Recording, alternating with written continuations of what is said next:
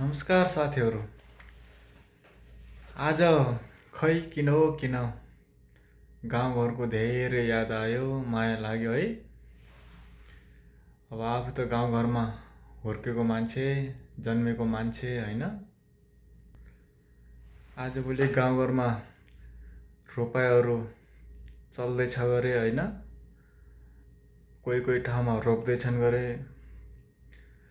यो हाम्रो परदेशको जिन्दगी खैके बुझ्ने गाह्रो होइन। परदेशको बारेमा धेरै बोल्दैन आज होइन। तर किन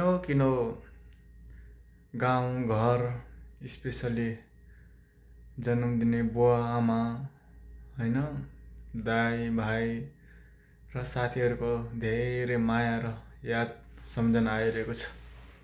त्यही भएर दुई चारवटा कुराहरू भन्न मन लाग्यो। सँगै परेका साथीहरूसँग पनि कहिलेकाहीँ यसो फेसबुकमा कुराकानी हुन्छ होइन। कोही कतै सबै परदेशतिर गएका छन् प्राय।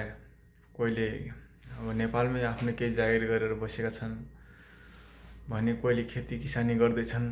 अस्ति भर्खर एकजना साथीसँग कुरा गरेको, खेत रोप्दै रहेछ अनि लास्टै रमाइलो गरिरहेको थियो। त्यो दिन ती यादहरू आउँदाखेरि आफू गाउँमा भएको जस्तै भान हुन्छ। किनभने गाउँघरको होइन वातावरण हावापानी धेरै राम्रो हुन्छ, स्वच्छ हुन्छ, सफा हुन्छ।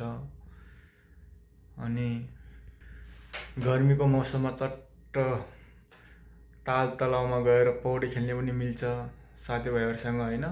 बरफ लिएर आउँछ, आइसक्रिम लिएर आउँछ, केही गहुँ या मसुरो भनौँ न लिएर बरफ खाने होइन। धेरै रमाइलो हुन्छ गाउँमा, धेरै रमाइलो हुन्छ। अब त फेरि बर्खा मास होइन, गाउँघरमा रोपाइँहरू चालु हुँदैछ धमाधम। कतिपय त रोपि पनि सके, अब कतिपय बाँकी छ रोप्न होइन। चालु नै छ।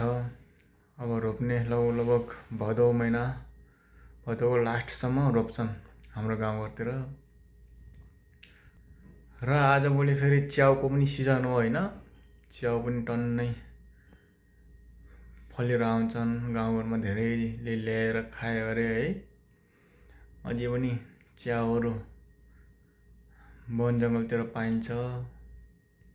जे होस् धेरै रमाइलो हुन्छ गाउँघरमा। मजासँग साथीभाइहरूसँग घुम्ने होइन। मेरो ब्याचका साथीहरू त कोही पनि छैनन् गाउँघरमा। कोही विदेशतिर लागेका छन्, कोही लाहुरेतिर जागिर गर्दछन्, प्राय विदेशतिर गल्फ कन्ट्रीतिर गइरहेका छन्। कोहीले केही घरमै अलिअलि केही गर्दैछन्। यस्तै छ जिन्दगी। तर परदेशमा हुँदाखेरि साथीभाइको गाउँघरको धेरै माया हुँदो रहेछ। ल साथीभाइहरू, आज मैले परदेशको बारेमा धेरै कुराहरू गर्दैन होइन। गाउँघरको धेरै माया लाएर यसो साथीभाइहरूको याद आएर यो भिडियो बनाएको। सबलाई सम्झेको छु होइन। मिस गरेको छु मेरो गाउँघर, बुवा आमा, दाजुभाइ तथा दिदीबहिनीहरूलाई। मलाई चिन्नुहुने सम्पूर्णलाई मिस गरिरहेको छु। बिदा हुनुभन्दा अगाडि साथीहरू कृपया यो भिडियोलाई लाइक, कमेन्ट, सेयर र सब्सक्राइब गर्न नभुल्नुहोला प्लिज। र अन्य यस्तै केही परदेशको बारेमा जानकारीमूलक भिडियो पक्कै पनि ल्याउने छु। त्यतिजेलसम्म स्वस्थ रहनुहोस्, व्यस्त रहनुहोस्, मस्त रहनुहोस्। फेरि अर्को भेटमा भेटौँला भन्दै बिदा हुन चाहन्छु। हवस् त, नमस्कार, धन्यवाद।